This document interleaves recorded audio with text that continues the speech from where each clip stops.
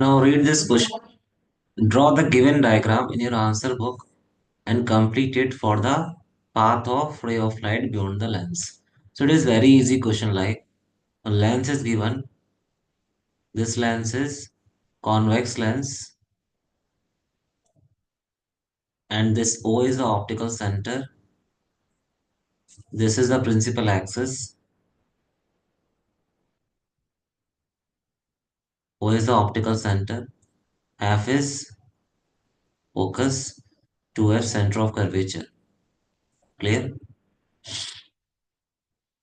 Now incident ray that is coming parallel to principal axis. This ray which is coming, it is parallel to principal axis. So if any ray that is parallel to principal axis, then it will pass to a focus. That's only the answer. Clear? If reverse is given like if any ray is passing through a focus, it become parallel to principal axis.